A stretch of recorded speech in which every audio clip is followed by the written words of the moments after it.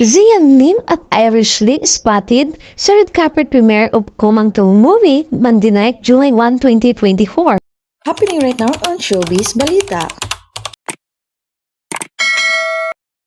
Hindi na itinatago ni Zian Lim at Irish Lee ang kanilang relasyon dahil magkahawak kamay silang dumalo sa red carpet premiere ng horror film na Kumang Tong na ginaganap sa SN Mart Cinema sa Quezon City noong Lunes ng gabi, Hulyo 1, 2024. Kahit pinagkakuluhan si Zian ng kanyang mga paghanga, asikaso niya si Iris at halos hindi sila naghihiwalay. Makikita naman sa mga kuwang videos at mga retrato na kumakalat ngayon sa social media. Pinagbigyan din nila ang hiling ng fans na mapakuha ng retrato na kasama sila. Isang indikasyon na hindi na inilihim na Irish at Zian ang kanilang pagmamahalan. Kaya ngayon ay lantaran na nang inilabas ng dalawa sa publiko ang kanilang relasyon at nakita sa kanilang mga galawan na sobrang sweetness at todo suporta si Irish Lee kay Zian. Kaya hindi na maipagkaila ni Zian sa mga netizens na may namamagitan na nga sa kanilang dalawa. Ang pagsasama ng dalawa ay hindi lang ito isang beses nangyari na magkasama.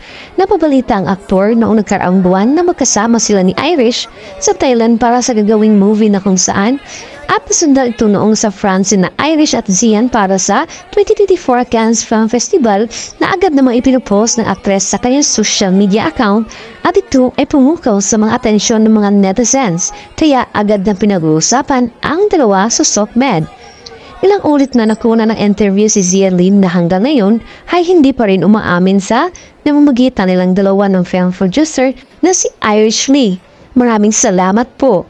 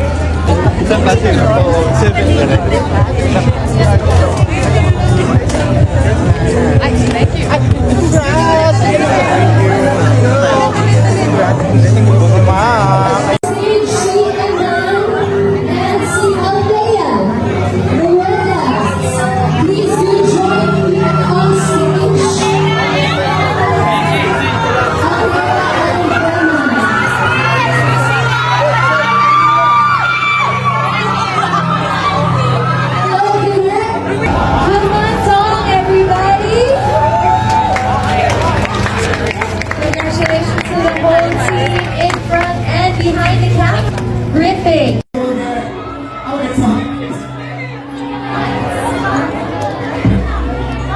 Habang busy pa siya, I'd like to take this time to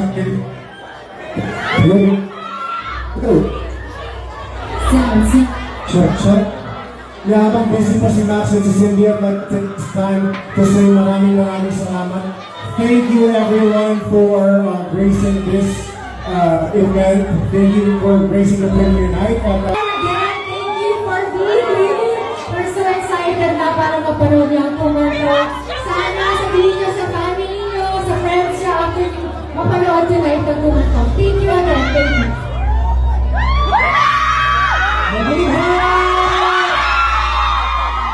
And for having me. So, I want to be here tonight with you guys and please support us. Thank you.